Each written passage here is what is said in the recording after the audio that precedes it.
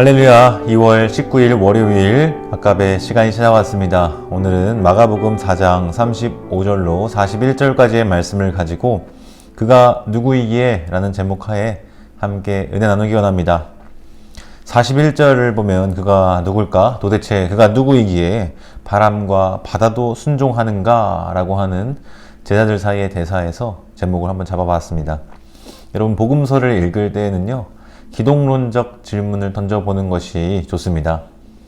다시 말해서 본문 속에서 도대체 예수님은 누구신가? 한번 질문을 던져보는 거죠. 매일 성경 본문이 이제 마가복음이니까 매일 묵상하시면서 그렇게 한번 질문을 던져보시는 겁니다. 오늘 본문의 경우에는 예수님은 어떤 분으로 나타나실까요? 결론부터 말씀을 드리면 바람과 바다도 순종하게 하시는 예수님입니다. 한번 차근히 살펴볼 텐데요. 35절을 보시면 시간적인 배경이 나타납니다. 그날 저물 때에 라고 하죠. 여러분, 저물 때라고 하면은 이미 하루 일과를 마무리 지어가는 시점이라는 말이겠습니다. 그렇다면 그날은 어떤 날일까요? 앞선 구절들을 살펴보면 알 수 있겠죠. 앞에 보면 예수님이 비유로 말씀을 가르치시는 일들이 나타납니다. 그러니까 우리가 알 수 있는 정보는 예수님은 지금 그날에 일과 시간 내내 말씀을 가르치신 것이죠. 마가복음 4장은 바로 그 가르침의 내용들을 보여주고 있는 것입니다. 4장 초반부에 가르치는 장면에 앞서 소개되는 모양새를 보면요, 예수님이 바다에 떠있는 배에 올라 앉아 있으셨고요, 무리는 바닷가 육지에 있는 그런 모양이었습니다. 많은 무리들을 대상으로 가르치심을 베푸시기에는 이러한 형태가 그 당시 그 장소에서 가장 적합한 방식이었던 것 같습니다. 11절 말씀을 보면 예수님께서 가르치신 말씀들은 하나님 나라의 비밀이라고 표현됩니다.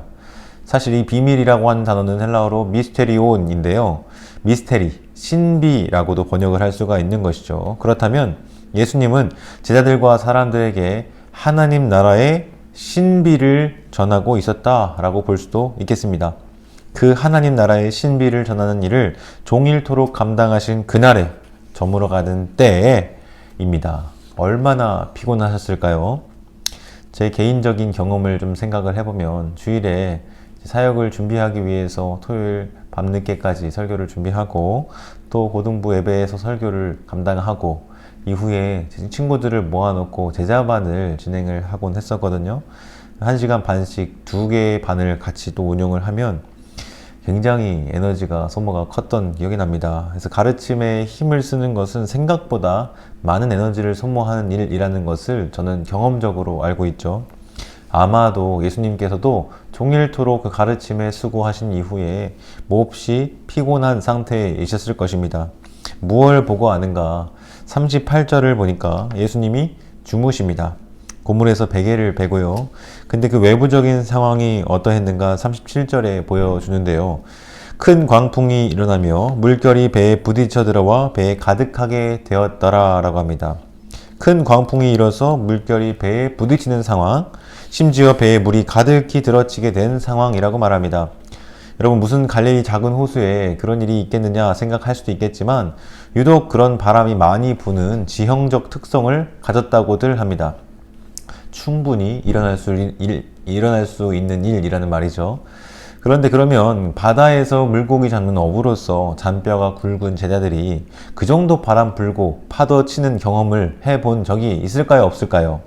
아마 있었을 겁니다. 그런데 그날따라 평소 경험했던 것 이상의 바람과 파도가 몰아치니까 그러한 잔뼈가 굵은 어부들조차도, 그런 제자들조차도 두려움에 사로잡히게 된 것입니다.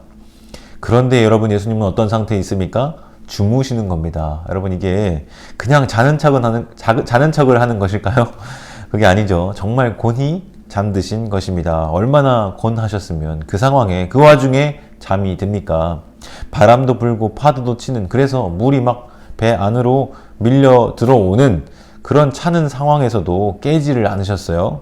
그러니까 제자들이 그 모습을 보고는 어떻게 합니까? 38절을 보니까 깨웁니다. 그 난리통에 예수님을 깨워야 할 만큼 깊이 곤히 잠드셨다라는 걸 알 수 있죠. 그리고 제자들이 이렇게 외치는데요. 38절 후반부에 보니까 선생님이요, 우리가 죽게 된 것을 돌보지 아니하시나이까 하니, 여러분 오죽하면 이렇게 표현할까요? 우리가 죽게 되었습니다. 그런데 죽게 된 우리를 돌아보시지 않으시고 그냥 내버려 두시겠습니까? 염려도 안 되세요? 걱정 안 되시냐고요? 이렇게 막 호소를 하고 있는 것이죠. 어쩌면 우리도 그렇게 하나님을 향하여서 원망하고 불평하고 호소한 일이 있는지도 모르겠습니다. 지금 우리의 처지와 형편을 하나님은 돌아보지 않으시는가? 외면하시는가?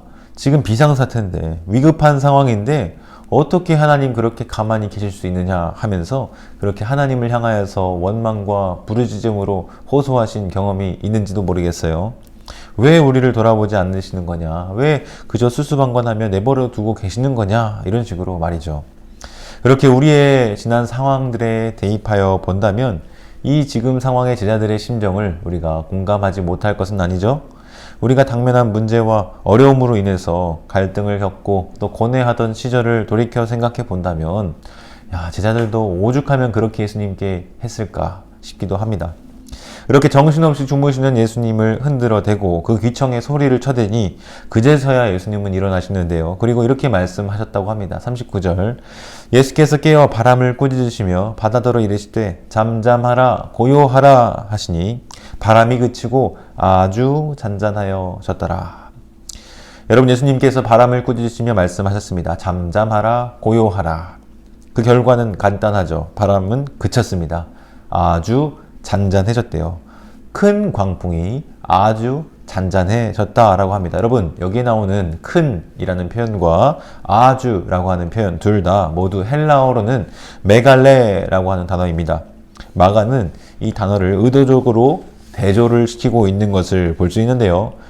그들이 탄 배는 더 이상 요동치지 않고 평온하게 되었습니다. 그리고 이번에는 제자들을 향해서 말씀을 하시죠. 40절에 이에 제자들에게 이르시되 어찌하여 이렇게 무서워하느냐? 너희가 어찌 믿음이 없느냐 하시니, 왜들 그렇게 무서워하느냐? 그렇게도 믿음이 없냐? 예수님은 제자들에게 그렇게 책망과 꾸지람을 하시면서 말씀하셨죠. 제자들은 두려워했습니다. 그리고 서로 수군거리면서 말했습니다. 41절, 그들이 심히 두려워하여 서로 말하되 그가 누구이기에 바람과 바다도 순종하는가 하였더라. 심히 두려워하여, 여러분 이것이 보여주는 것은 무슨 의미입니까? 이 일은 세상에 있을 수 없는 일인데 예수님의 말씀 한마디에 자연세계가 듣고 순종하는 그런 광경을 목도했다 이 말입니다. 그의 신적인 능력으로 인해서 유한한 인간으로서는 결코 할 수 없는 그런 일을 보면서 두려움을 느끼게 된 것이죠. 그래서 말하는 것입니다. 그가 누구이기에 바람과 바다마저 그렇게 말 한마디에 잠잠하여지게 되는가, 순종하게 되는가 라고 말하는 겁니다. 여러분, 여기에서 예수님이 가지신 권세가 드러납니다. 그분이 가지신 권세는 어떤 것입니까? 바람과 바다도 잔잔하게 하시는 권세입니다. 다시 말하면 자연도 다스리시는, 자연도 복종하게 하시는 권세입니다. 여러분, 이것은요, 이 세상에 존재하는 그 누구에게도 없는 권세입니다. 오직 창조주 하나님만이 가지신 권세, 그것이 하나님의 아들이신 예수님을 통해서 드러나는 것이죠. 사랑하는 성도 여러분, 우리의 삶에 어떤 문제나 위기 또 어려움과 갈등이 있습니까? 여러분, 그때 기억하십시오. 우리 주 예수 그리스도께서 우리의 인생 가운데 함께 하신다면 모든 풍파도 바람도 잔잔하여 질 줄 믿습니다. 여러분, 그것이 크면 클수록요, 우리 주 예수 그리스도의 권세 앞에 아주 잔잔하게 될 줄 믿습니다. 사실 여러분, 우리는 믿음이 참 작습니다. 아니, 어쩌면 거의 없어요. 같이 계시는 주님을 신뢰하지 못하고 정신없이 흔들어 깨웁니다. 마치 제자들처럼 지금 주무실 때가 아니라고, 이 상황을 좀 보시라고, 죽게 되었다고 좀 돌아보시라고 말합니다. 그런데 여러분, 이것은요, 참된 믿음이 아닌 것이죠. 우리는 문제가 닥치고 또 스스로 해결할 수 없는 정도가 될 때 두려움으로 가득 차서 어찌할 바를 모르며 그렇게 잠자고 계시는 것 같은 하나님을 막 흔들어 깨우려고 합니다. 돌아보지 않으시냐면서 소리를 칩니다. 그런데 여러분, 오늘 말씀을 통해서 보듯이 우리 주님은 자연 만물을 다스리는 권세가 있는 분이신 줄 믿습니다. 창조주이신 하나님의 아들, 그분이 바로 우리가 믿고 따르는 우리 주 예수 그리스도의 권세인 것이죠. 오늘 자연 세계를 다스리시는 우리 주 예수 그리스도께서 말씀을 묵상하고 또 듣는 우리를 향해서 말씀을 하십니다. 어떠한 시험과 고난이 닥쳐와도 무서워하지 말아라. 우리와 함께 하시는 주님을 향한 믿음을 가지라. 그렇게 요청하시는 것이죠. 바라기는 피조 세계를 다스리시고 주관하시는 그 크고 놀라운 권세를 가지신 우리 주 예수님에 대하여 그와 같은 믿음과 신뢰를 가지고 살아가는 그런 한 날이 되시기를 바랍니다. 같이 기도하겠습니다. 사랑과 은혜가 풍성하신 하나님 아버지, 오늘 말씀을 통하여 자연 만물까지도 다스리시는 권세를 가지신 예수님에 대해 묵상합니다. 그분이 우리가 믿는 주님이시요 섬기는 하나님임을 이 시간 고백합니다. 우리의 삶 속에 그 바람과 바다와 같은 그런 풍랑이 있는 것 같은 어려운 상황 속에서 그 주님을 의지하며 믿음으로 헤쳐나가는 우리의 삶이 되게 도와주옵소서.